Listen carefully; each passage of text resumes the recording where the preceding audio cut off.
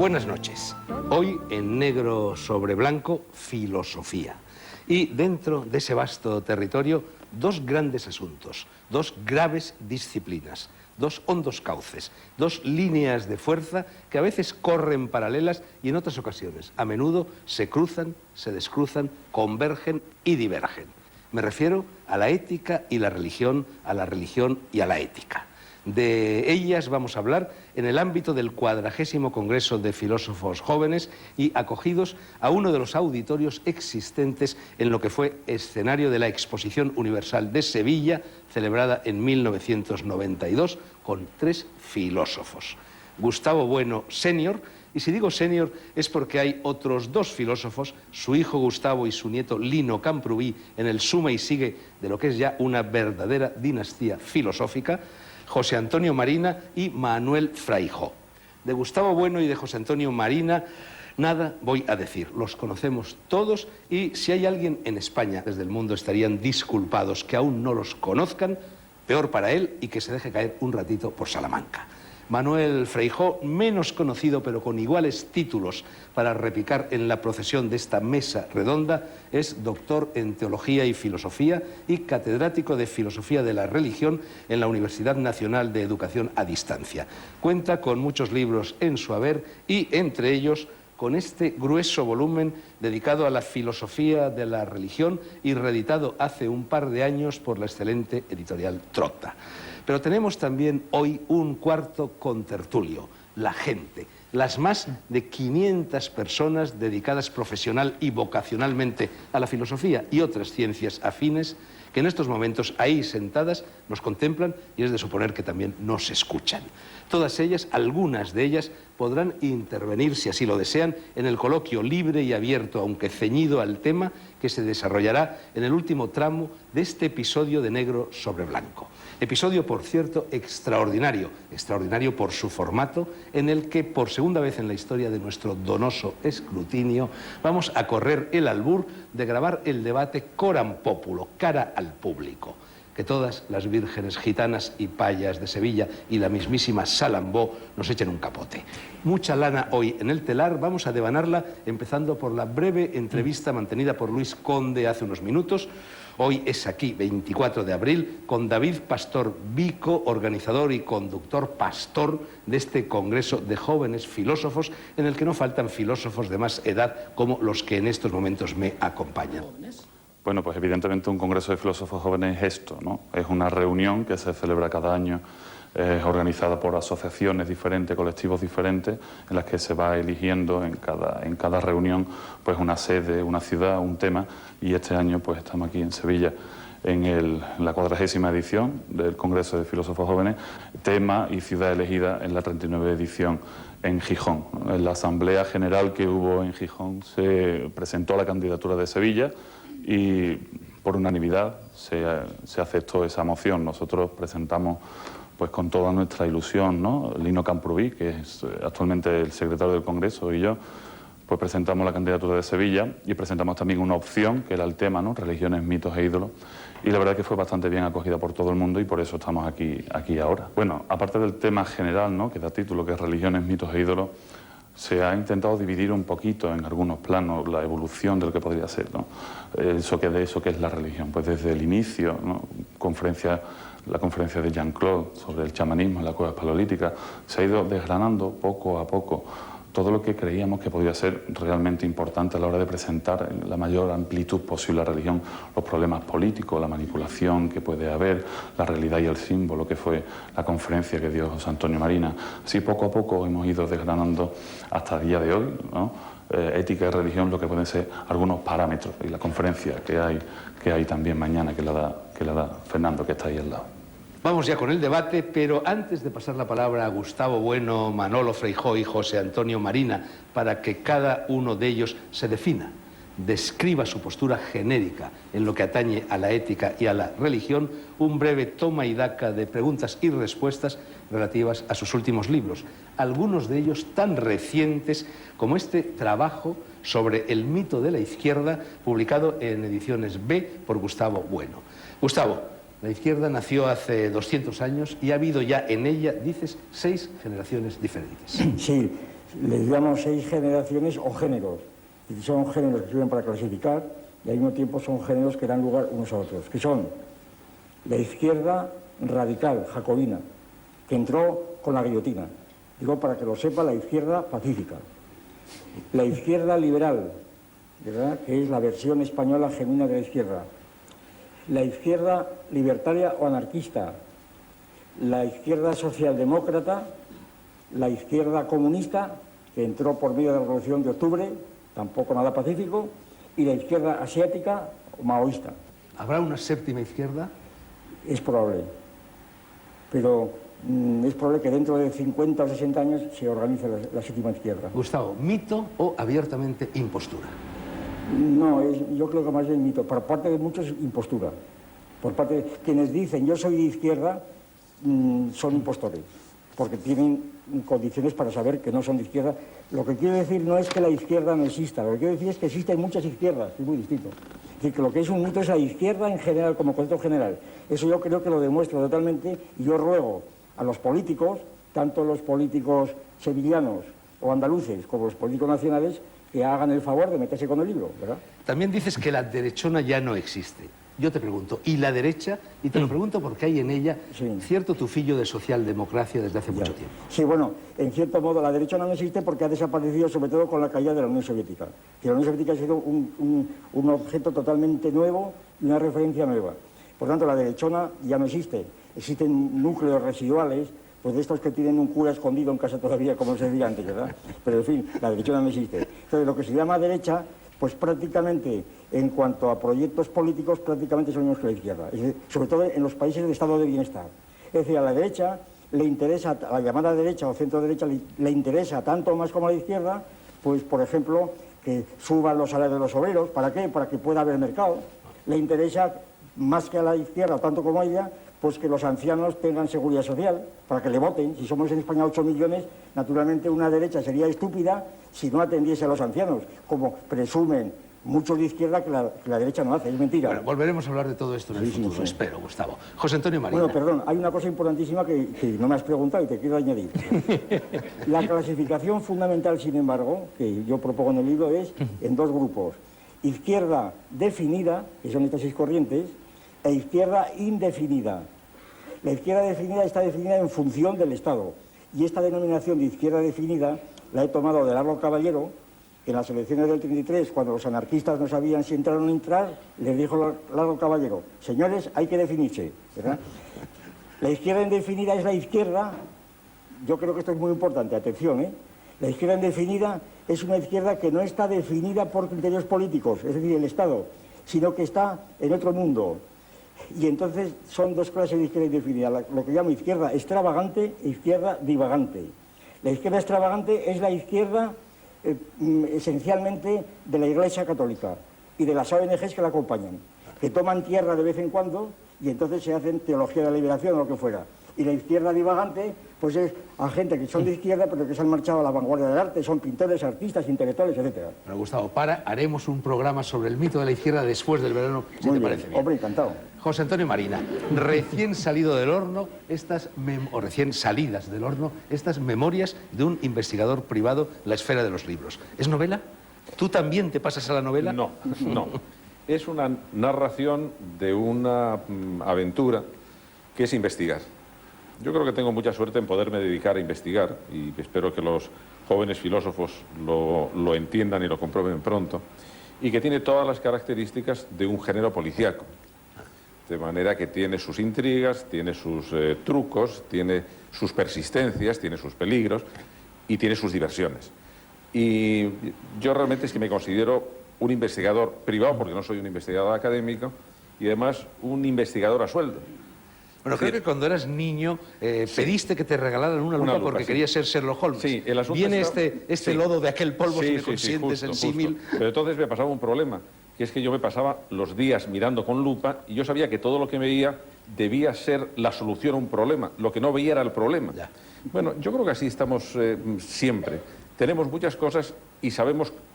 Lo que tenemos que saber es cómo aprovechar lo que tenemos para resolver problemas. José Antonio, penúltimo libro, también muy reciente, publicado por Anagrama, que es tu editor habitual, El rompecabezas de la sexualidad. Ahí sí hay un problema. Ahí hay un problema, y un problema gravísimo, y un problema además absolutamente crónico en la humanidad. No hay ninguna cultura donde las relaciones sexuales no hayan sido problema. El mito de la Polinesia feliz, que se inventó Margaret Mead, fue literalmente un mito, y además un mito con final jocoso, porque apareció 70 años después una de las jovencitas que le había contado que la vida en Polinesia era el colmo del desmadre, diciendo, mire usted, es que le tomamos el pelo de una manera absoluta porque nos fastidiaba que venía a preguntarnos qué hacíamos con los chicos cuando nos íbamos a la selva, de manera que es una historia graciosísima de la antropología. Bueno, José Antonio, supongo que en el curso de la conversación saldrá a relucir este antepenúltimo libro tuyo, que fue El dictamen sobre Dios, también de Anagrama. Por cierto, Gustavo Bueno, en 1985, después de 30 años de estudio, publicó otro libro sobre religión, El animal divino, ensayo de una teoría materialista de la religión, ¿verdad, Gustavo? Manuel Freijóo, tenemos aquí, aparte del libro que mencioné antes, de la filosofía de la religión, tus dos últimos libros, El cristianismo, una aproximación, publicado siempre por Trota, y A vueltas con la religión, publicado por Verbo Divino. Supongo que tu postura ante la ética está también reflejada en estos libros, ¿no? Sí, hay una parte, en A vueltas con la religión, hay una parte dedicada a la relación entre ética y religión. Lo primero que quisiera decirte, yendo al de A vueltas con la religión, es que quizá tendría que haber puesto A vueltas con las religiones, puesto que la religión no existe. Decía Max Müller, uno de los grandes investigadores sobre la ciencia de las religiones, decía que quien conoce solo una religión no conoce ninguna. Aunque por la misma época Harnack decía que quien conoce el cristianismo conoce todas las religiones. Pero eso era una afirmación que ya en su tiempo era completamente anacrónica. Quien conoce solo una religión no conoce ninguna. El problema es que probablemente solo es posible conocer una. Y eso lo desarrollo ahí también. Aquella en la que uno se mueve, en la que uno ha vivido, en la que uno ha sido educado. De las demás, lo único que puede uno es tener información sobre ellas, pero por conocer entiendo yo algo más. Para que yo conociera el Islam, por ejemplo, yo tendría que rezar con los musulmanes en los desiertos de su geografía, tendría que meterme en su sociedad, porque el Islam es una religión y una sociedad y un Estado, ahí no hay zonas francas seculares, es todo religión. ¿Tú investigas? Eso. Investigaré, tú me ayudas. Te puedes postrar aquí mirando hacia la Meca, estamos más o menos en estos momentos a la hora de... Lo que hago en el libro A vueltas con la religión es un poco asediar, diría yo, a la religión desde distintos ángulos. Dado que es algo bastante inasible, bastante inaprehensible, pues yo la relaciono con la racionalidad, la relaciono con Dios, con lo problemático que es todo eso, la relaciono con la modernidad. Hablo de los dos grandes críticos de la modernidad, o de dos grandes críticos de la modernidad, Walter Benjamin y Nietzsche, y después trato el tema de la religión y esferas afines, que es una cosa que a mí me interesa mucho, religión y ética, religión y mística, religión y estética. Manolo, esferas afines. Una pregunta con bala y con ello entramos ya en materia. No, pero déjame por favor que diga una cosa. La última parte de A vueltas con la religión son 5 homenajes dedicados a 5 maestros y amigos con los que estoy en deuda. Son 3 son españoles, José Gómez Cafarena, José Luis López Aranguren y Alfredo Fierro, y 2 son extranjeros, Wolfgang Pannenberg y Hans Küng. Aranguren fue también mi maestro y mi amigo. Bueno, la pregunta con bala era la siguiente. ¿Qué clase de ética cabe esperar de una religión, de una iglesia que dijo durante muchos siglos que fuera de esa iglesia no hay salvación? Pues si nos atenemos a eso, poca ética podemos esperar. Esa afirmación fue corregida ya en 1966 con el primer libro que escribió Hans Küng, en el cual él cambió esa frase, que viene del siglo II, pero la cambió diciendo: dentro de la iglesia hay salvación. No nos metamos con qué hay fuera, sino dentro de la iglesia hay salvación. Es una afirmación mucho más humilde, más prudente y más modesta. Hombre, y con esa sí se puede trabajar. Bueno, como dijo Largo Caballero, señores, hay que definirse. Gustavo Bueno, defínete en lo tocante a la ética y a la religión. 1 minuto, minuto y medio máximo. Tocante a la ética, pues yo practico y propugno una ética materialista. Eso quiere decir una ética cuyas normas no se definen por el origen, la conciencia kantiana o Dios Padre o Hijo, sino que se definen por el objeto de las normas éticas. Y ese objeto es la preservación de los cuerpos, de los individuos humanos, no de los animales, la preservación de su vida y, por consiguiente, el delito ético mayor es hacer daño a otro corporal, es decir, agredirle, cortarle, mutilarle, matarle, etc. Y la religión, pues la religión es un proceso histórico, naturalmente, que empieza en el Paleolítico y que termina en nuestros días. Bueno, ha terminado antes, ahora yo no creo que haya apenas religión. Ahora la religión es otra cosa diferente, se ha ido transformando porque la religión desapareció prácticamente cuando desaparecieron los númenes. Ahora son superestructuras recrecidas de otro tipo que no tienen nada que ver con la religión y entonces pues son filosofías o, como decía Unamuno, la Iglesia Católica es derecho romano y filosofía griega, ¿no? Un conjunto de ceremonias y de funcionarios que viven en torno a esas, pero que no es propiamente religión. Y quizá quedan otros valores de lo sagrado que, a mi juicio, actualmente son principalmente el fetichismo, representados sobre todo en los museos de arte. Los sacerdotes son los artistas, estos que protestan contra la guerra, que naturalmente se unen a los clérigos de antes que protestaban también contra la guerra. Entonces es el fetichismo de los salones de arte y de los artistas, y quizá los valores de lo santo, que tampoco son estrictamente luminosos, que hoy día son los valores centrales, puesto que lo santo es lo que quizá hoy más lo santo, que no tiene nada que ver, según esto, con los fetiches ni con los númenes. Y termino diciendo, la ética y la religión en principio no tienen nada que ver. José Antonio Marina, tu postura. Pues mi postura en esto es muy tajante. Creo que hay que distinguir entre moral y ética. Moral es el sistema normativo de una sociedad, de una cultura o de una religión, y por lo tanto hay tantas morales como culturas. Eso nos mete en un callejón sin salida, por lo que necesitamos elaborar una ética transcultural, es decir, una ética universal. Y como tercera tesis, las religiones que estuvieron en el origen de las morales tienen que someterse para ser aceptables a criterios éticos. Y cuando una religión no se somete a criterios éticos, es inaceptable.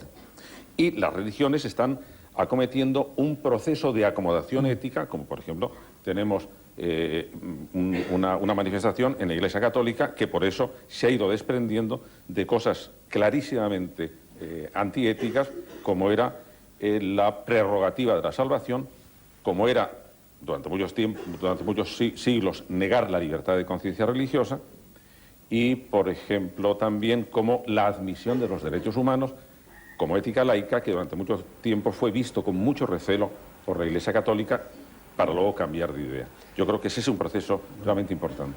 Manuel Freijóo, ética y religión. Me estaba acordando cuando le hicieron esta misma pregunta a Hermann Cohen, un filósofo neocantiano, y dijo con mucha retórica: no me arredraré ante la afirmación de que la religión tiene que autodisolverse en la ética.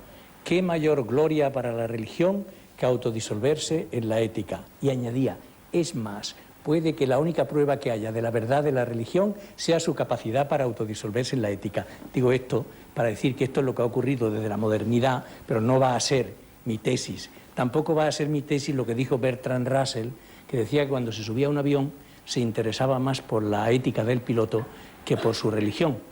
Últimamente habría que interesarse por las dos cosas, por la ética y por la religión. Bueno, ¿y tu tesis? Mi tesis es heredada de José Luis Aranguren, que habló mucho de la apertura de la ética a la religión. Él decía que había capítulos de la ética que no sabría cómo abordar si no lo hacía desde la religión. Ponía el ejemplo de la solidaridad, que él pensaba que dentro de Occidente solo es comprensible desde las coordenadas de la religión cristiana. Yo distinguiría dos clases de ética. En primer lugar, una ética que yo llamo de la inmediatez, que es una ética del día a día, que es una ética que se ocupa de los problemas candentes que hay, que se ocupa del reparto de lo que hay, de la igualdad, de la libertad, de la fraternidad, esto que entendemos por una ética del día a día, ¿no? Y después, aparte de esa ética de la inmediatez, yo, pues con Kant, con la escuela de Frankfurt, con Horkheimer, con toda esta gente, me abro, con Walter Benjamin, me abro a otro tipo de ética que se sobrecarga con preguntas para las que ella misma no tiene respuesta. Entonces acude a la religión no para pedirle prestada su respuesta, sino para pedirle prestado sus impulsos. ¿Qué es lo que hace, por ejemplo, Bloch? ¿Me estoy pasando de tiempo? No, es que estaba viendo que Gustavo Bueno que está refunfuñando. Gustavo está a veces mueve la refunfuñando, cabeza negando, a veces afirmando. pero eso no es nuevo. Eso no es nuevo, ¿eh? Bueno, yo creo que quedan definidas las posturas. Sí. A partir de este momento la cancha es Muy bien, vuestra. yo quisiera hacer una observación sobre la intervención nuestra, una reflexión sobre lo que hemos hecho. Vamos a ver si estoy de acuerdo con mi reflexión. Tú has preguntado que nos definamos. Nos hemos definido, pero yo quiero hacer constar lo siguiente, que aquí el único que se ha definido soy yo. Porque aquí nadie ha dicho lo que es ética ni lo que es nada, sino simplemente se habla de ética suponiendo que se sabe.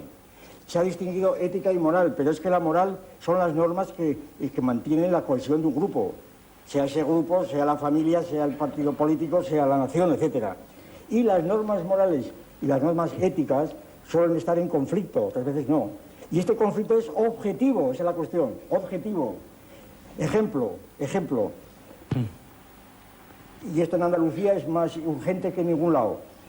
La atención a los inmigrantes,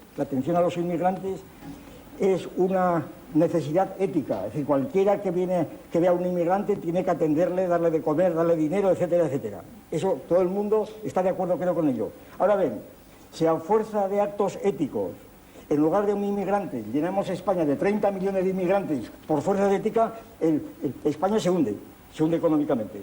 Es decir, hay un conflicto objetivo y aquí no caben historias, ¿verdad? No caben historias. Y en cuanto a la ética y la religión, creo que son cosas totalmente distintas, absolutamente distintas, porque yo me atengo aquí a la máxima de Don Quijote, según Unamuno, cuando comparaba a San Ignacio, tu antiguo patrono, ¿verdad? Con San Ignacio con Don Quijote, y decía San Ignacio que San Ignacio limpiaba al caballo por mayor gloria de Dios, y Don Quijote lo limpiaba porque estaba sucio. ¿Verdad? De manera que la ética no tiene que ver absolutamente nada en la religión, historia. Se trata de que si uno tiene hambre le das de comer, y si no le das de comer no tienes ética, seas musulmán, católico, protestante, lo que fuera. Y a mí me parece una impostura y una cosa peligrosísima empezar a hacer la apertura de la religión del padre Aranguren, ¿verdad?, que harto daño hizo en su tiempo. Vamos a ver, yo creo que el asunto de la ética y el asunto de las morales es un asunto que hay que precisar. Yo te ruego que definas, sí, por favor, que definas. No hablemos de ética y moral, defínete, por favor. Vamos a ver, Gustavo. No. Vamos a ver, Gustavo. Tú defínete. Bueno, déjame. Gustavo, todas las culturas tienen que enfrentarse con una serie de problemas, que son los siguientes. ¿Cómo valorar la propia vida? ¿Cómo valorar la vida de los demás? ¿Cómo valorar los bienes y su distribución? Eso es filosofía. No. Bueno, ¿me dejas hablar? Sí, te dejo. ¿Cómo voy a hacer? ¿Cómo vamos a hablar? Camilo, si quieres monologar, nosotros nos vamos y monólogas. Pero si estamos debatiendo... Yo digo que yo te he preguntado, os he rogado que defina lo que es la ética. Y no me vengas con las culturas, porque eso es alillo por la gente. Claro. Pero ten paciencia y lo haremos. No, lo dudo mucho. Venga, José Antonio Marina, venga. Todas las culturas tienen una serie de problemas de convivencia, que son los que afectan a la vida propia, a la distribución de bienes, al sexo y la educación de la familia, al trato con los débiles, al trato con el extranjero y al trato con los dioses. Y al tenis, y al piano. No, esos problemas. Claro. Para resolver esos problemas que por su especial gravedad afectan a la felicidad de las personas y a la dignidad de la convivencia, inventan sistemas jurídicos. E inventa sistemas morales. Hombre, eso que inventa lo digas tú. Lo invento, sí lo digo yo. Pues me has dicho. No, perdona, pero es que no aguanto este tipo de filosofía. Pues mira, pues desde luego... Esto no es filosofía, esto es retórica. Desde luego, Gustavo, si lo que se está dando es un ejemplo de lo que es un debate filosófico, a mis alumnos no les dejaría estar. Yo no sé lo que es debate filosófico y a mis alumnos les hago esto mismo. Pues se nota. Estamos empatados. Se nota que no lo sabes. Estamos empatados. La moral es un sistema normativo para resolver problemas muy serios que afectan a la dignidad de la persona y a la posibilidad de convivir. Y por lo tanto es una resolución de conflictos. Una parte de esas normas morales se imponen por sistemas suaves, que son sistemas de convicción, sistemas de vergüenza y sistemas de culpabilidad, y otras se imponen por sistemas duros, que son los sistemas jurídicos de derecho. El derecho es la parte de la moral que se impone coactivamente. Lo que yo llamo, y entonces cada una de las culturas ha resuelto estos problemas a su manera, y por eso hay una cultura islámica, una moral islámica, en que resuelve, por ejemplo, el problema de la sexualidad de una manera, hay una moral confuciana que lo resuelve de otra manera, y eso nos mete en un enfrentamiento de culturas como el que estamos viendo. Por lo que necesitamos una ética es porque necesitamos seleccionar las mejores soluciones a esos problemas. Eso es todo el problema de la ética. ¿Cuáles son las mejores soluciones para resolver esa media docena de problemas? A una ética, sistema normativo, universal, es decir, que sea el conjunto de las mejores soluciones y que su obligatoriedad no dependa de ninguna fuente externa, como es la divinidad o como es la naturaleza, sino porque son las soluciones más inteligentes. A eso es a lo que llamo ética. Perdona, la universalidad de las normas éticas, la única que existe actualmente, y sin hablar de culturas, porque lo de las culturas es un supuesto, suponer que existen culturas es la tesis de Huntington, eso es totalmente discutible. La única norma hoy día universal que tenemos son los 30 artículos de la Declaración Universal de los Derechos Humanos, más la Declaración de Derechos Animales ulterior, ¿verdad? De derechos de los animales.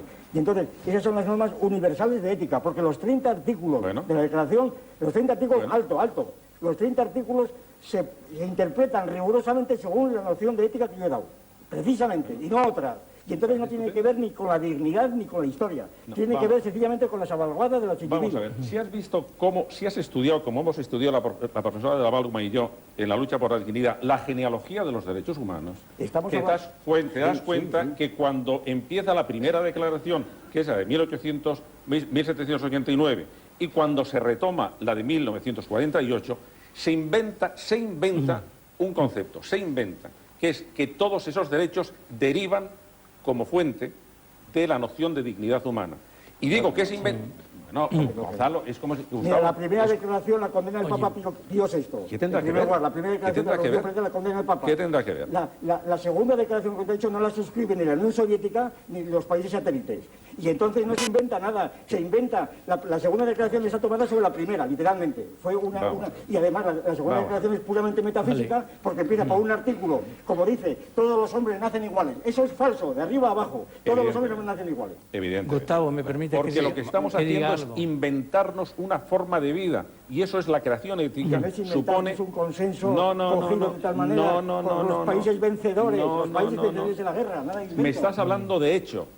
Así es como funciona la Declaración de Derechos Humanos y yo no estoy hablando de cómo están funcionando ahora la Declaración de los Derechos Humanos, sino qué es ese proyecto. Mira, te puedo recordar una declaración de Maritain, que estuvo en la ponencia de los derechos de la ONU. Claro. Dijo Maritain: estaremos de acuerdo en todos estos contenidos siempre que no se nos pregunten por las razones. Claro que aquí ni razones ni dignidad ni historia. Era simplemente una resolución práctica, pragmática de lo que había que hacer después de la Guerra Mundial. Lo que pasa, Gustavo, es que no cuentas la mitad de la historia de esa afirmación. Cuando 3 años después Maritain tiene que decir el discurso de apertura de la segunda conferencia mundial de la UNESCO, dice, pues ahora, desde entonces acá he descubierto una cosa, que hay una racionalidad social acerca de temas éticos. Cuenta toda la historia. Que se aprovechen la sabiduría ancestral de las personas, de la historia, de las culturas, para resolver estos problemas. No Manolo Frejo, coge la pelota. Sí, déjame un momentín. Sí, bueno, ahora me defino. Déjame de Cohen y de Hans King, déjame de historia. Son buena gente, son buena gente. Gustavo, es que tú tienes una especie de inquisitorial acreditación para decidir tú lo que hable por sí mismo, que no me cite a ¿Quién da el título de lo que es definirse? Tú, mira, eso es de Torquemada, perdona que te diga. No es de Torquemada, es la regla elemental de una discusión. Es de Torquemada. Pero si acabas de decir que no entiendes... Lo de Torquemada es un golpe bajo que está muy mal. Gustavo, si acabas de decir que no entiendes... Acabas de decir que no entiendes lo que es un debate. No me vengas tú ahora diciendo que eres... Oye, yo he dicho que no lo entiendes tú, estamos empatados. Y he dicho que a mis alumnos siempre los he tratado así. Bueno, vamos a ver lo que opina Manolo Frejo. Manolo. A mí me cuesta mucho hablar así, ¿verdad? Con toda la razón, Manuel. Yo prefiero... Mira, ¿sabes lo que te puedo decir? O sea, que... Mira, Gustavo, a mucha honra, ¿sabes? A mucha honra. Mira, Gustavo. Antes has impertinencias no. somos personas adultas y somos personas educadas. Porque todos somos Yo personas así educadas no de sigo el uno debate. y educadas de otro. Yo así Oye, pues no si sigo te el marchas, te debate. marchas. Yo escuchando ética de este modo, yo también me marcho. Ah, bueno, Yo pues no márchate. aguanto Oye, tu mira, discusión. márchate, por favor. Nada, filosófica, yo también me marcho. Oye, por- Marcho inmediatamente. Oye, por Me favor, marcho, no. yo no aguanto esta discusión. Gustavo, por favor, Bueno, siéntate, márchate, José pues Antonio. márchate, porque seguro que vamos a intentar. Hay que ver la guerra que da la filosofía. Manolo Freijo, templa un poco gaitas, para que no se nos vaya ni José Antonio Marina ni Gustavo Yo también me Bueno. marcho. ¿Qué te has creído tú, hombre? Calma, Manolo. Es que no puedo empezar templando gaitas. Pues tienes toda la razón. Venga, No Bueno, puedo pues empezar. saca la espada. Insultar, Manolo, te acaban de insultar. Hay algo, bueno, mira, eso la verdad es que no me insulta. Ha dicho ya antes que San Ignacio es mi patrón, lo llevo a mucha honra, realmente. No soy ya jesuita, pero lo fui, lo llevo a mucha honra, el haberlo sido. Pero hay una cosa que no puedo dejar así, y es la mención que hizo antes de Aranguren, llamándolo padre Aranguren y diciendo que lo malo que había hecho Aranguren en este país. A mí me parece que ojalá todo lo malo que le ha ocurrido a este país fueran cosas como la existencia de Aranguren y como el que hayamos tenido entre nosotros personas como Aranguren, al cual se debe toda la vitalidad que tiene hoy la comunidad ética. Aranguren fue el alma de la comunidad ética española. La comunidad ética, ¿qué es Sí, eso? pues los que se dedican a la dicho ética. queda, dejemos a Sí, Aranguren y dejémoslo, vamos con- dejémoslo, sí, pero no con el lo podía tema. dejar La así. comunidad Vale, ética. no lo podía dejar Bueno, así. Aranguren, Después, tú espera sabes, un momento que luego- estoy en el uso de la palabra. Hala, venga, Espera un habla de momento. Aranguren, Sí. habla de Aranguren. No, de Aranguren no. Ahora voy a hablar tú querías que me definiera. Yo creo que muchas de las cosas que tú has dicho entran dentro de lo que yo he llamado una ética de la inmediatez. Y ahí entran los derechos humanos y entra todo eso. A mí me parece que el lenguaje que tiene sobre los derechos humanos a mí me preocupa mucho, porque es que es lo único que une a 6.000 millones de seres humanos Claro, en el claro, mundo. claro. Porque en el año 1992 se reunieron todas las religiones, o casi todas las religiones, en Chicago, el Parlamento Mundial de las Religiones Universales, y allí en lo único que fueron capaces de ponerse de acuerdo fue en los derechos humanos. Porque eran Porque en lo religiosos. demás, espera un momento, lo demás era imposible. Si entraba la palabra Dios, los budistas decían, nosotros no firmamos, porque nosotros no creemos en Dios. Si entraban cuestiones cristológicas fundamentales del cristianismo, tampoco. Si entraban cuestiones del Islam, tampoco. Y entonces al final, ¿qué fue? Una declaración de derechos humanos, que es esa ética. Entonces te pregunto, Manuel, ¿qué quiere lo decir que lo de sí, lo que Aranguren? pasa, Manuel, Oye, lo que pasa, Manuel, ¿qué no quiere es decir verdad lo de que eso- Aranguren entonces con la religión? ¿Cómo explicas entonces esta afirmación que has dicho, que la ética tenía que desembocar en una religión? Una apertura de la ética a la religión. ¿Cómo explicas esto? No ¿Cómo que, qué vas a decir? no que desemboque en la religión, la ética sigue siendo ética. Lo que está es abierta a la religión. A las y abierta diferentes religiones. a las diferentes religiones. O sea, uno es Y a- Islam, etcétera. Bien, Claro, bien. claro. Bien. Y abierta en el siguiente sentido. Aranguren entendía que la ética y la religión no son saberes sectoriales, sino que son dos saberes que buscan un poco la totalidad. Me explico. Lo que decía Fichte, buscan el destino del hombre, buscan responder a las preguntas inmediatas y a las últimas preguntas. Fichte lo decía de una forma muy gráfica. Decía que él no quería estar aquí para comer y beber y después volver de nuevo a tener hambre y sed, volver a comer y beber hasta que se lo tragara el sepulcro. Él quería, pues que él había escrito una filosofía y no quería acabar como los escarabajos que no han escrito nada. Fichte Entonces él quería quería, para el destino de la nación alemana. escúchame, quería prolongar la diferencia que había entre él y el escarabajo, la quería prolongar más allá de la muerte. Esto se encuentra en los presocráticos y se ha encontrado en toda la historia de la filosofía, bajo el tema de la inmortalidad primero, bajo el tema de la resurrección de los muertos después. A mí me importa poco el nombre, a mí lo que me interesa es lo que hay aquí detrás, es decir, si uno se quiere seguir haciendo cargo de los ya no presentes y que fueron injustamente tratados, machacados, si uno quiere mantener la memoria de esa gente. Como decía Walter Benjamin en una parábola que a mí me gusta mucho, la parábola del enano jorobado. Describe una partida de ajedrez, se enfrentan un enano jorobado y un robot programado para ganar siempre al ajedrez. Juegan en una mesa de cristal que parece transparente por todas partes. Y entonces se supone que el robot va a ganar todas las partidas del ajedrez, pero este aquí, que debajo de la mesa se sienta un enano jorobado, dice Walter Benjamin. Ese enano jorobado es la teología, es la religión. Y dice Walter Benjamin, que era marxista, no era cura, Walter Benjamin no era cura, era marxista, era marxista. Y dice Walter Benjamin, no está de más recurrir a la ayuda del enano jorobado, es decir, acudir a la ayuda de las tradiciones religiosas, no para asimilar sus respuestas, sino sus impulsos. Tú comprenderás que juntar el enano jorobado con la filosofía es una cosa tan gratuita de Walter Benjamin como otra cualquiera, que eso no dice absolutamente nada. Eso es una pura homilía que no dice nada. Vamos a escuchar a José Antonio Marina, ¿sí? Yo, que ya sabes que he participado en muchos programas tuyos y nunca lo hemos hecho, yo en este programa te rogaría que dieras orden de palabra. Bueno, en vez de dar orden... Mira, Manuel, pasa lo siguiente. Es verdad que en las reuniones que ha habido de los parlamentos de las religiones, sí es verdad que ha habido una especie de consenso en temas éticos y no en temas religiosos. Pero, sin embargo, ese consenso ha sido marginado por las iglesias. El mismo Hans King lo estaba diciendo. Y ese es un problema de tipo histórico, político y cultural muy serio que tenemos ahora. En este momento se están volviendo a acentuar los enfrentamientos culturales religiosos, es decir, que una moral se está enfrentando a la otra moral, y entonces lo que sí tenemos verdaderamente necesidad urgente de hacer no es descubrir ninguna ética, porque la ética no está en ningún sitio. Tenemos que construir una ética que permita resolver esos problemas que son problemas fundamentales para la convivencia. Y en este momento hay mucha indecisión respecto de las religiones a estar dispuestas a someterse a criterios éticos.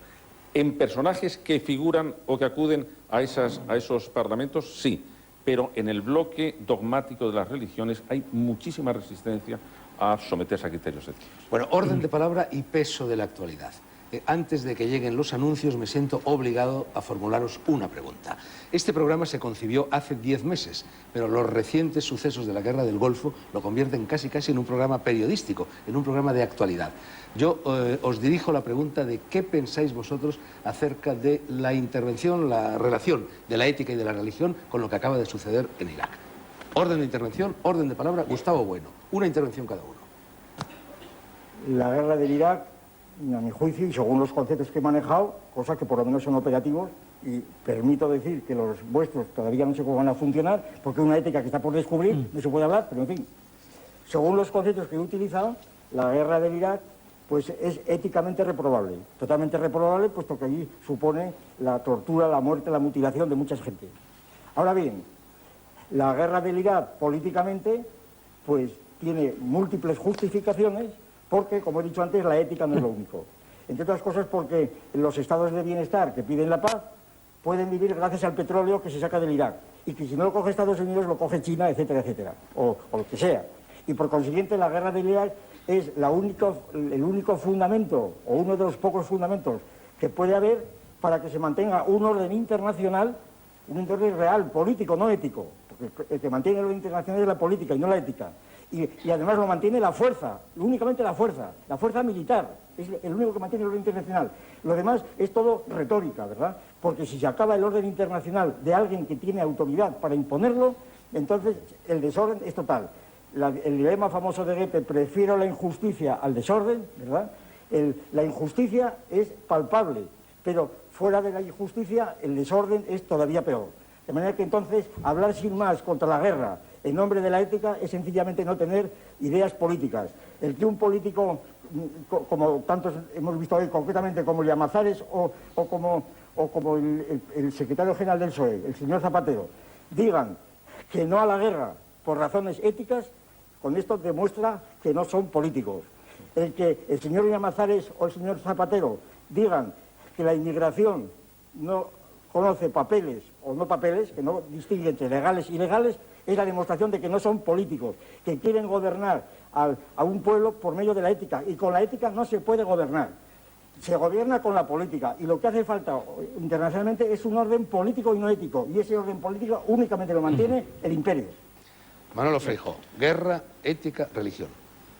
Gustavo, ahora te doy permiso para que me llames poeta y teólogo y todo lo que quieras, porque reconozco que lo que voy a decir pues está fuera de órbita. Y es que yo lo he pasado muy mal en esta guerra y pues me parecía anacrónico el que después de tanta creación literaria, de tanta creación filosófica, de tanta poesía, que después de Gandhi, después de Juan XXIII, después de Martin Luther King, que podamos volver a vivir lo que hemos vivido, me parece algo completamente anacrónico y algo que yo no hubiera esperado ya tener que vivir. Y desde el punto de vista de la ética y desde el punto de vista de la religión, primero de la ética. La ética siempre en el tema de la guerra, para que una guerra fuera justa, pues ponía diversas condiciones. Primero, que fuera legalmente declarada por la autoridad competente. Esto me parece que no ha ocurrido en este caso. La autoridad competente hubieran sido las Naciones Unidas y el Consejo de Seguridad, ¿Por qué? cosa que no ha sido. Estoy yo hablando. En segundo lugar, que no. fuera una causa justa, que fuera por legítima defensa, me parece que es la única causa justa que puede haber. En tercer lugar, se decía, si me acuerdo bien, que la violencia fuera proporcionada. Madre mía, ha sido proporcionada la violencia. ¿Y proporcionada a qué? Y en último lugar se decía que el objetivo final fuera la paz. Entonces, desde la ética a mí me parece que es una auténtica aberración, y desde la religión, pues exactamente igual. Lo que pasa es que las religiones tardan mucho en darse cuenta de todas estas cosas. Yo recuerdo, y si me permitís, parece que no se puede citar a nadie, pero si me permitís citar, pues yo citaría cuando el 14 de agosto de 1914, una buena mañana, leyendo el periódico, el teólogo Karl Barth vio la declaración de guerra, de la Primera Guerra Mundial, del Kaiser Guillermo II, y se dio cuenta, no, yo no había nacido todavía, se dio cuenta de que había sido redactada por Harnack, el mayor teólogo protestante de la época, y que había sido firmada por los 92 intelectuales, teólogos, filósofos, etcétera, más importantes del momento. Y en ese momento dijo, hasta aquí hemos llegado. Esta teología no vale, este tipo de religión no vale, esa era la teología liberal, vamos a hacer otra, y esa otra fue la teología dialéctica, que ya no reconciliaba a Dios con todo, hasta con la guerra, como hizo la teología liberal, sino que daba un salto. Decía, Dios es lo totalmente distinto, Dios es pared de fuego, hay una diferencia cualitativa entre Dios y el hombre, vamos a tenerle más respeto, etcétera. Entonces, hasta en eso han sido tardías las religiones, ¿verdad?, en comprender los motivos que pueden llevar a una guerra. José Antonio Marina, última intervención antes de la publicidad.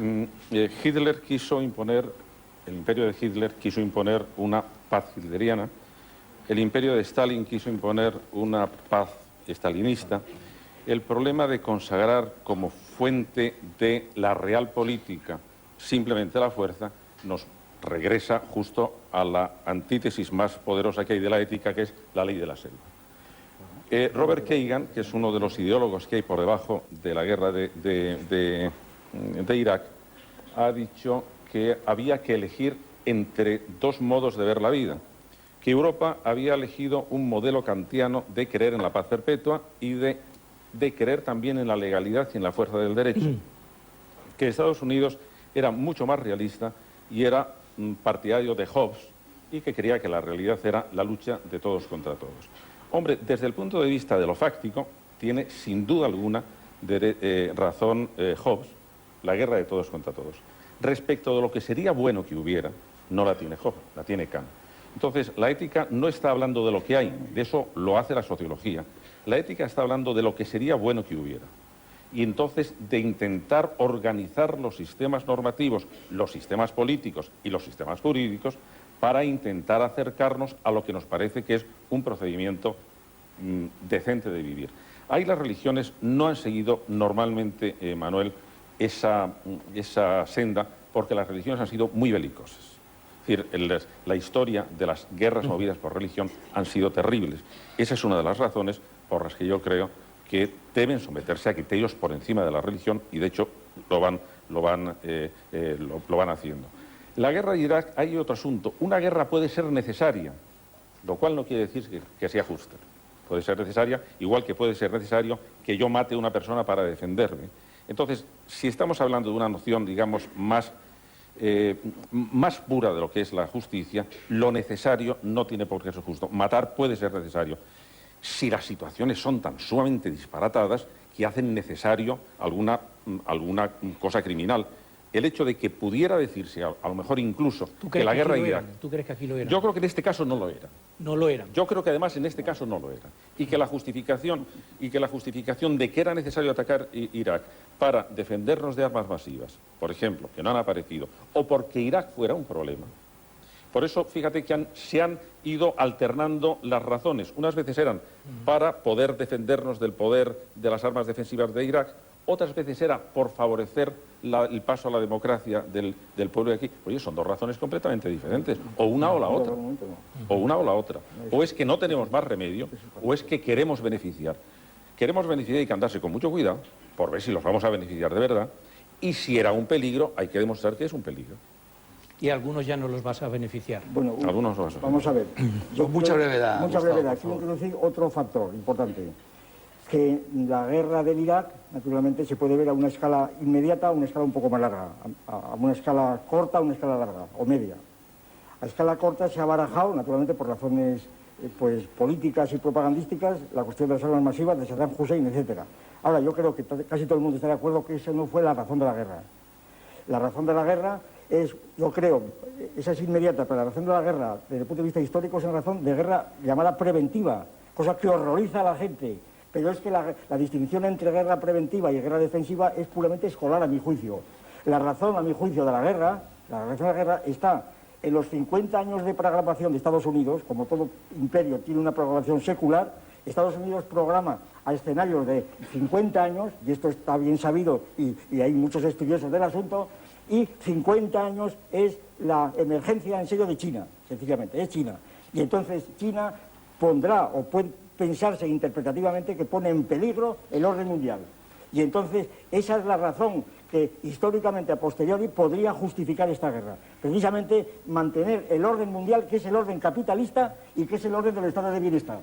Y entonces, naturalmente, será injusto todo lo que se quiera, pero es una guerra, puesto que la realidad es realmente la de Hobbes o la de Hegel. El único problema es que esto, en fin, que esto no lo oigan nuestros periódicos y decidan que lo que tenemos que hacer son políticas preventivas, que era lo que hacía Franco cuando cada vez que iba a visitar un país, a una Lo que hacía Pratko a una ciudad. y Napoleón y Luis XIV. Claro, absolutamente fantástico, todo el mundo. en estupenda compañía. Hombre, no es ese. Ahí es precisamente. Y Gandhi hizo lo que ahí pudo es hacer porque no pudo otra cosa. Además, era precisamente budista. porque eso es lo que hace todo el mundo, es por lo que hay que introducir un juicio ético. Es decir, lo hará Pero todo el ¿quién lo mundo, introduce? pero es malo. Tú has dicho, perdóname, tú has citado a Kant. Muy bien, se ha citado muchas veces.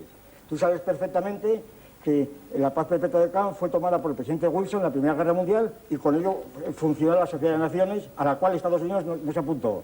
Tú sabes que con motivo de aquella discusión del presidente Wilson se suscitó una cuestión sobre la deslegitimización de la guerra y la instauración de un Tribunal Internacional de Justicia que duró todos los años 20, que terminó con el pacto Aristides-Briand, ¿verdad? Y poco después empezó la Segunda Guerra Mundial. Es decir, todo aquello, y el protagonista fue Walter Lippmann, el columnista famoso, que es el que demostró la absoluta inocuidad de los argumentos de los filósofos, entre ellos estaba Dewey, ¿verdad?, en donde todo aquello, defender un tribunal de justicia que dictaminase lo que debía hacer, esto no tenía ninguna fuerza, porque ¿quién podía aplicar, y esto lo digo por el juez Garzón, quién podía aplicar la sentencia de un tribunal de justicia internacional? La ONU, pero si la ONU no existe, la ONU se nutre de sus socios. La ONU se nutre de sus socios, por tanto, y además hay un derecho de veto. Por consiguiente, si Estados Unidos o cualquier grande que tenga potencia militar pone el derecho de veto, es tan legal como si no lo pone. Es decir, la ONU es una fantasía. Bueno, José Antonio María, con muchísima brevedad, porque tengo que dar paso a los anuncios. Que decir que la ONU no existe porque es solamente el conjunto de sus miembros es como decir que el poder jurídico establecido de una nación no existe o que el poder de la democracia no existe porque al fin y al cabo no es nada más que la suma de los poderes de sus miembros. Lo que digo es que el poder judicial, lo que quiero decir es que el poder judicial de una nación, y esto es una tesis que defiendo arriba y abajo totalmente, el poder judicial de una nación no existe si el poder ejecutivo de esa nación no hace cumplir sus sentencias. De acuerdo, Y entonces, por tanto, no tiene poder. Y el Tribunal Internacional, si no tiene un poder ejecutivo, que tendría que ser un ejército internacional, entonces no existe más que para hacer libros de ética. Pero estás metiéndote en un positivismo jurídico de tal envergadura. Llámale como quieras. Lo llamo positivismo jurídico. Pues muy bien, pues de acuerdo. Lo cual quiere decir que lo único que hay real es la fuerza y que todos los demás son pues una especie de manías de eso lo del dices lacinto. tú, eso lo dices tú. No, el que tiene la fuerza la tiene por algo, ¿verdad? Sin duda, claro, porque es pues por ejemplo, y el que es débil que espabile, ¿verdad? El que es débil que espabile. Fantástico, estupendo, maravilloso. No, evidente. Justo, la ética es la respuesta de los débiles para protegerse de los fuertes. Pues sí, señorita, así es. Bueno, dejémoslo de momento así, por favor. Esta especie de darwinismo feroz que estás diciendo, Gustavo. Darwinismo feroz, todo lo que quieras, es la realidad. Claro, yo soy materialista, la ética, no soy en cambio, idealista. esa es la cuestión. ética, en cambio, yo soy materialista, no me soy parece idealista. estupendo. Lo he dicho al principio. Pero hay Esa es la materialistas, diferencia. hay materialistas éticamente serios y hay materialistas darwinistas sociales. Cuidado. Gustavo, Éticamente serios, cuidado. no, Gustavo, no puedes estar diciendo que lo único que hay es lo que hay y que no se puede pensar en otra cosa porque la ética no piensa en lo Yo que hay. no digo eso, por favor, no digo eso. Tus categorías traducen mis ideas de ese modo, no digo eso. Yo he dicho que la ética la he definido bien, la he El definido. positivismo, Es el único que me he esforzado en definirla. no puedes- Vosotros no la habéis definido y estamos hablando aquí Otra por vez, si hablar. ya sabemos que eres el mejor, si eres el mejor, si yo estoy dispuesto a decir que Que eres no el soy mejor. el mejor, que yo lo que pido es una definición. Lo No único pido que- retórica, ni poemas, ni historias. ¿verdad? Lo Bueno, y único lo que yo pido ahora es una pausa para los anuncios, puñeta.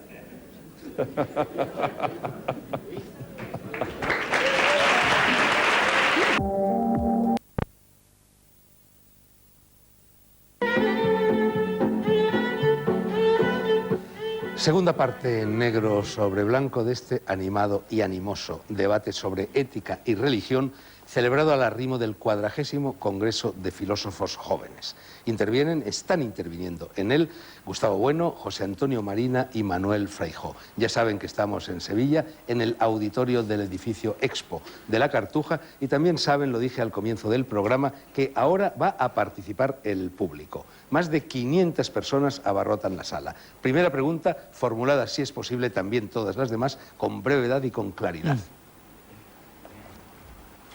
Por allí, sí. Muchas gracias. Yo quería preguntarle al señor don Gustavo Bueno si no le parece poco la consigna que se ha manejado sangre por petróleo, si no le parece suficiente razón, o si le parece suficiente razón, el petróleo como justificación de la actual guerra de Irak. ¿Qué le parece este asunto? Muy bien.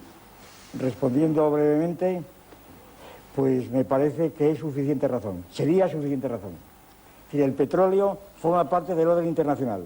Sin petróleo no podríamos estar aquí. Sin petróleo no tenemos luz, no podemos hablar de ética siquiera, si no podemos comer. Sin petróleo nuestra sociedad se para.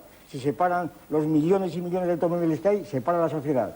Y entonces digo, para terminar, que el petróleo, aplicando una idea de Marx, precisamente, cuando habla del esclavismo del algodón de Marx, sin algodón, ¿verdad?, no hubiera habido industria moderna.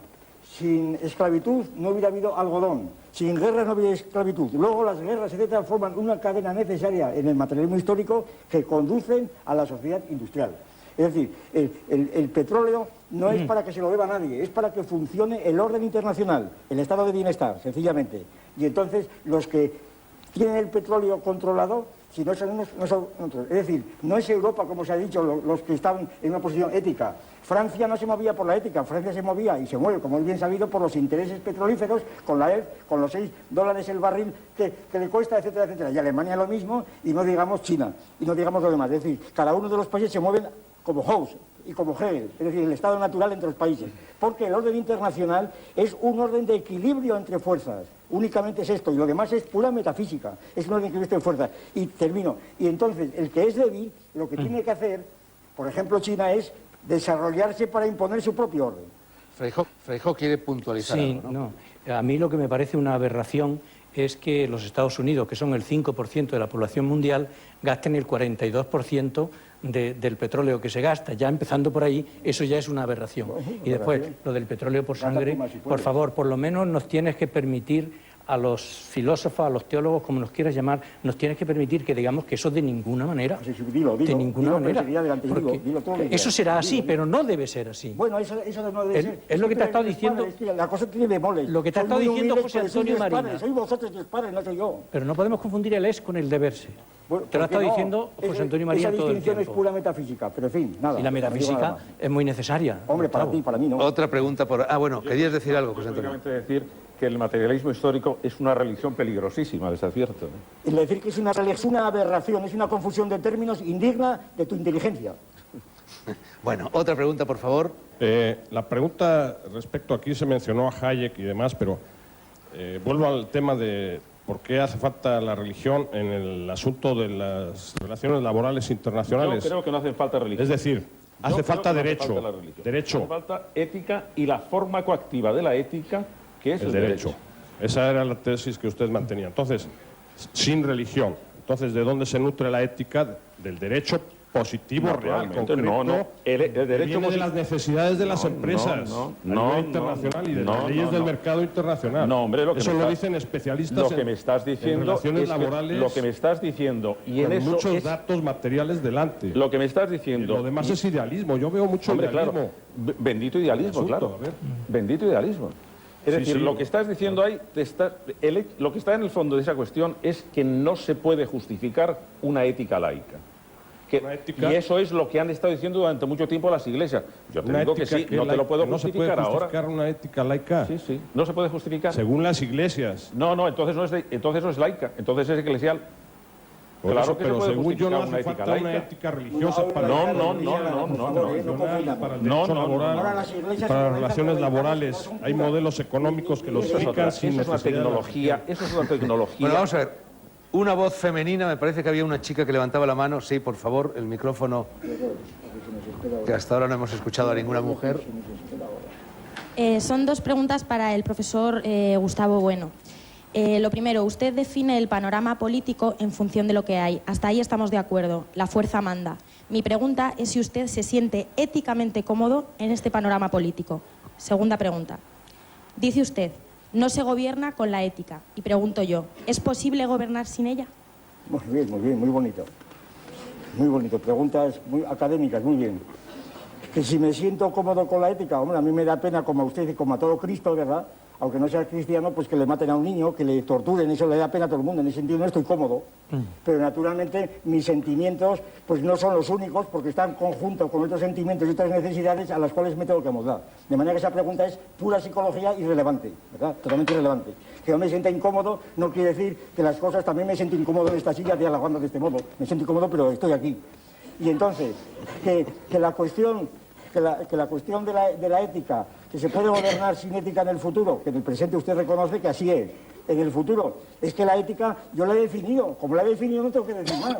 La ética es las normas que van orientadas a la salvaguarda de los cuerpos individuales. Cuando estas normas, la norma fundamental es la fortaleza, entonces, cuando la fortaleza se aplica al individuo se llama firmeza y cuando se aplica a los demás se llama generosidad. Palabras de Benito Spinoza en la ética. Entonces, si dice usted que si se puede gobernar sin ética, hombre, evidentemente que no, porque todo el mundo tenderá a cumplir las normas éticas, pero otra cosa es que las pueda cumplir. Y la política es precisamente la dificultad de la política y de la moral, consiste en que la ética es algo abstracto, sencillamente, es algo abstracto. Es una realidad, pero abstracta, que tiene que estar combinada como todo principio, es decir, no hay un solo principio que pueda funcionar por sí mismo. Eso es una cosa elemental en teoría de la ciencia. Es imposible que un principio produzca más ese principio. Los principios tienen que estar combinados con otros, y al combinarse con otros se modean, se limitan, se contradicen. Y la ética está constantemente contradicha, constantemente, hasta que haya Estado y hasta que haya orden capitalista, etcétera, y hasta que haya diferentes sociedades, está contradicha constantemente por la política, sencillamente. Un brazo escayolado se levanta por allí. Hola, buenas noches. Esta pregunta iba a don Manuel, pero viendo que entran y salen, la lanzo. Usted al principio del discurso se hizo referencia a que no había que hablar de religión, sino de religiones. ¿Sí? De religiones. Usted habló antes de que no había que hablar de una religión, sino de religiones. También tenemos que hablar de éticas, y si hay muchas éticas, ¿es la religión la que nos hace ver si esta ética es la que vale, esta ética no es la que vale? Y ya la lanzo a los Por un momento, te interrumpo solo para explicar que José Antonio Marina tiene que coger el AVE, volver a Madrid y que se nos marcha. Marina. Sigue, por favor. Bueno, pues la pregunta va a ambos, ¿no? A Manuel y a don Gustavo. Venga. Bueno, yo te diría, por supuesto, que la religión no es la llamada a determinar qué éticas son correctas o no, eso de ninguna manera. La religión lo único que puede es ofrecer impulsos a la ética, pero de ninguna manera tiene que dictaminar cuáles son correctas.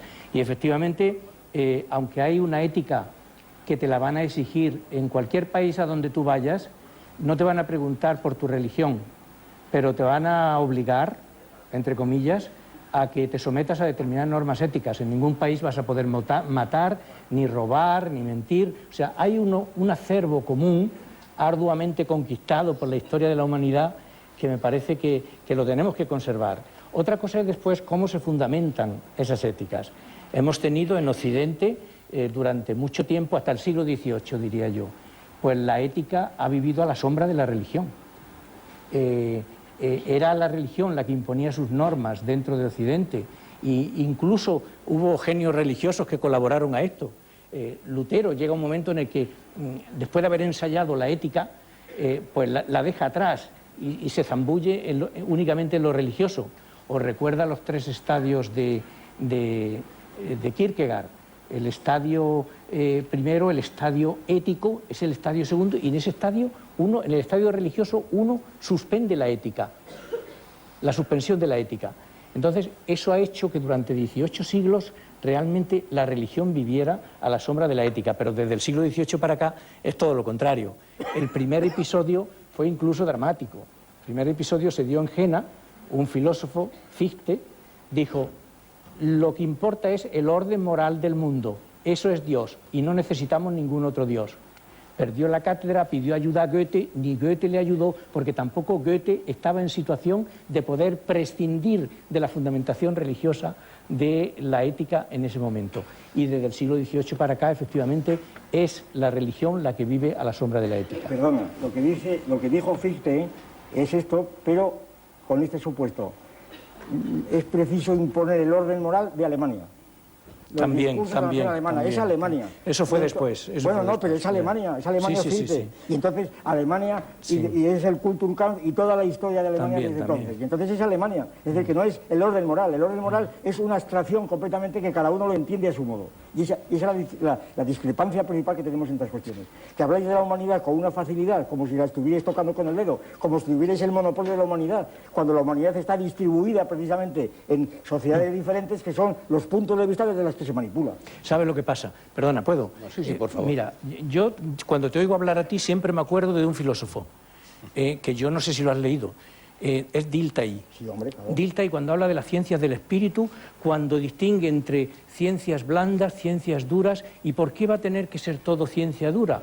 Porque así como... por lo menos permítenos que haya saberes. Cuando Dilthey habla de la ciencia del espíritu, en realidad está hablando de saberes y está hablando de biografías. Es el gran inventor de la biografía en filosofía, junto con Unamuno. Sin esto no habría... Aquí estamos hablando de definiciones. Nos ha dicho ¿Por que nos qué definamos. de definiciones? No estamos hablando de Nos ha escolástica. dicho el director del programa que nos definamos. Bueno, pero eso fue al principio, Gustavo. Bueno, bien, pero desparramaros un poco. Si no nos hemos definido, estamos hablando de nada, Pero de no, nada. no. Estamos aquí intercambiando, pues eso, bolsitas y nada. Nos podemos definir Yo estoy describiendo. En este experimento, yo creo que volvemos a tener otra vez la evidencia de que las tesis a las que tú estarás tan adicto, las tesis de Habermas, del diálogo, que son totalmente utópicas. Es decir, que no es posible el diálogo. Que el diálogo acaba siempre de ser impermeables, cada uno en su posición. Basta ver una discusión del Parlamento en una sesión de control al gobierno, lo que fuera. Es imposible discutir. El diálogo, somos más bien mónadas lainicianas, ¿verdad? Donde cada uno... es imposible, somos dos mónadas. Ni me has entendido ni te he entendido. Bueno, yo creo que te he entendido. ¿Tú crees que...? Yo a ti no. Pues yo a ti creo que sí, a lo mejor no, pero sí. Pero no, somos mónadas, no ¿verdad? concederías esta pluralidad de lenguajes, pluralidad de enfoque, símbolos, Oye, yo he mitos... escrito varios libros sobre eso, léetelos, por eso, favor. bueno, Ya está. Hombre, claro, estamos siempre igual. Pero bueno, es que estamos siempre igual, es que no leéis, es que la gente no lee. Pero ponlo en práctica, Entonces, ponlo en viene práctica. aquí, como no ha leído, como le pasa al ausente, pues no ha leído nada, pues entonces te atribuye cosas que se las atribuye él. Leer primero, antes de venir a hablar con quien ha escrito sobre estas cosas. Pero ponlo en Por práctica, favor. Gustavo, ponlo en Lo práctica. estoy poniendo en práctica. Bien, sé que se nos quedan muchas cuestiones en el buche, pero las agujas del reloj no perdonan y nos conceden únicamente los segundos necesarios para agradecer a Gustavo Bueno, a Manuel Fraijó y a José Antonio Marina, que ya se ha marchado, ahí está su silla vacía, cuanto nos han dicho, y para felicitar a los organizadores de este Congreso de Jóvenes y no tan jóvenes filósofos, celebrado Encuentro de Altura, Encuentro de Hondura, Encuentro Bravo, en la ciudad de Sevilla. Hemos hablado, o por lo menos lo hemos intentado, de ética y de religión. Tendremos que seguir haciéndolo, no hay en esto punto final. Mi gratitud asimismo al 500.000 de personas que han asistido al Congreso y que con su presencia y con sus preguntas han animado este cotarro que ya estaba de por sí suficientemente animado. Termina negro sobre blanco, pero volveremos a estar con ustedes dentro de 7 días. Filosofen en el ínterin, un poquito. Más Platón y menos guerras. Buenas noches. Muy bien. Pero cuando se dio la guerra, ¿eh?